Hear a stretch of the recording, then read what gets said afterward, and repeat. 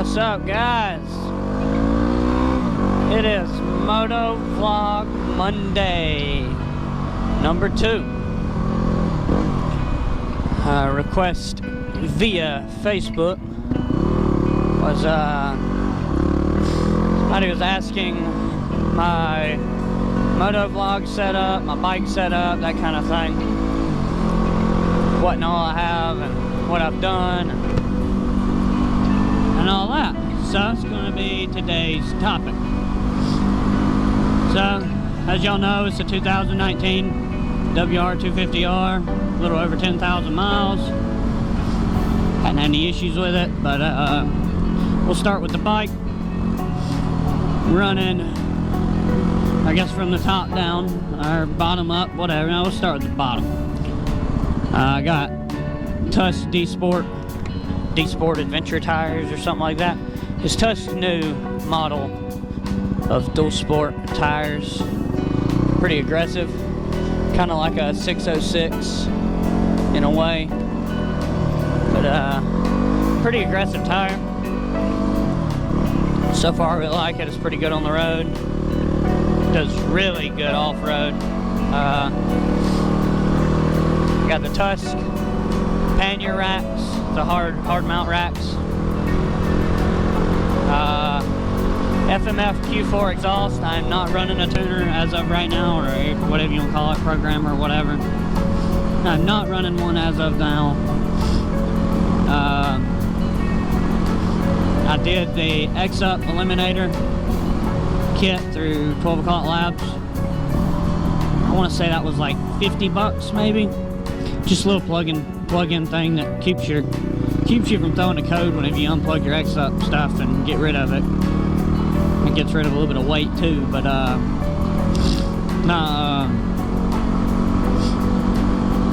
got rid of the X-Up. I haven't done the AIS yet. I have the kit, but I think I'm gonna need the programmer, tuner, or whatever you want to call it for that. I think I'm gonna get the one with ignition though, so it'll be a little while before I get it.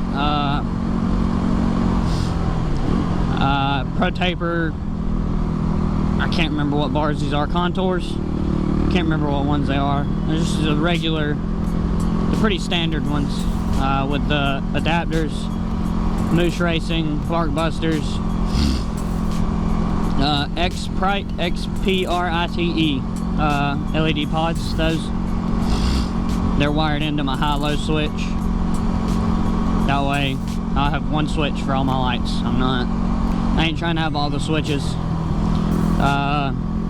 IMS 4.7, and I have the Seat Concepts comfort seat.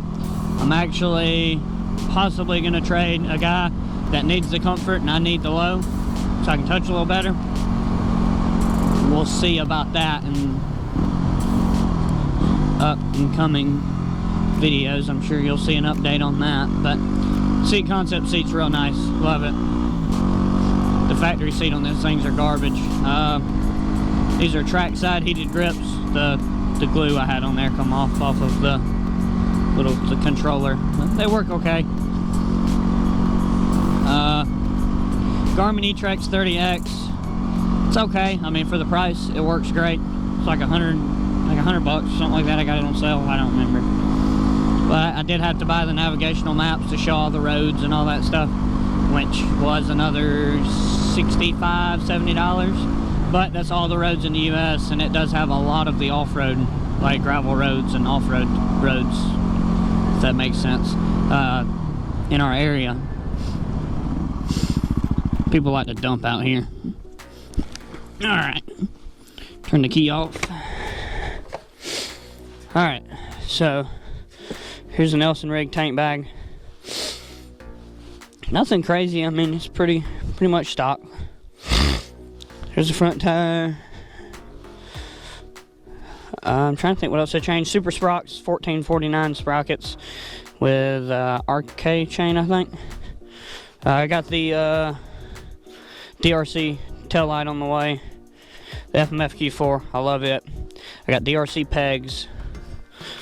Like I said, the IMS tank. Pretty much it for the bike. Gear wise, right now I'm just wearing blue jeans and stuff. But I have a Hawk I don't know how well y'all can see my arms, but it's a HWK riding jacket, and I actually have the Enduro pants too. Total is like 120 bucks for both of them off Amazon, and for that price they're great. I got a little charger on my bike, RAM mount for the E-Trex. I record with 2 GoPro Hero 4s. This one, I didn't ever plan on having 2, but this one, the plug-in broke on the side for the microphone, so I had to buy a new one because y'all couldn't hear me. So this one, I'm working on, I gotta get a new memory card for it. I just mounted it again, and I kind of lost the memory card, I guess. But we're gonna try to get this view going soon. But same camera as I use on my helmet. I just got a plug-in for it that runs a microphone inside my helmet, and then a battery extender on the back. Quad lock phone mounts. Nothing crazy. They're kind of expensive, but it works. Let's see. For my editing, I use software called Filmora Wondershare 9. I don't remember how much it was, honestly. I did pay for it. I'm not using the free version because I don't want watermark. All in all, it's great. I think it's easier to use than the, oh crap, what's the other one that's free? I don't remember the name of it. I'll throw the name in of it, like right here on the screen somewhere. So I got the hard panniers. I don't really use them much. I've debated on selling them. And then I have the Nelson Rig soft panniers, and I use those a lot more often. But I think I'm gonna get rid of this whole system. Once I get my tail light in, I think I want to sell these racks and go with the giant loop Coyote. I think it's the name of it, Coyote. It's the soft bags that pretty minimal. The racks are okay. They're kind of nice in some ways, but they're ugly. I don't like them. I think the bike looks a lot better without them. Kind of makes it look wide, you know. Yeah, I was talking about my brake pads. I don't know if y'all can see how well y'all can see that, but these pads are still half-life, man. It's crazy. 10,000 miles. I've never changed the brake pads on this bike. Yeah, all in all, without the tuner, bike runs great. When it's cold outside, it boggles a little, but you know. What else have I hadn't really done a whole lot. That's why I like it. I mean, everybody asked my bike setup. This good seat, good gas tank, place to store my camping gear. I mean, the rest of it, you don't really need it, but I mean, you can take this bike like it is, throw a book bag on with a tent in it, and you can go adventuring. That's what's sweet about it. But yeah, I mean, I haven't had to shorten the kickstand. I did break the shifter off once. I just re-welded it back. Probably should order another one eventually, but I kind of washed the bike yesterday and just kind of sprayed it off. It's still a little dirty, but it's cleaner than it was after our last few adventures. Haven't really gave the bike a bath like it deserves. Yeah, I'm running the Senna 20S Evo. I love it. I say I had the... Oh, that's loose. Look at that. That's really loose. Yeah, we better tighten that. Look at this. You'll get to see me work on the WR. Now, I lost the other bolt a while back, and I've neglected it. I've neglected putting out another one. And 12mm. Yeah. Oh man, it feels tight. Oh no, it ain't tight. It's pretty tight.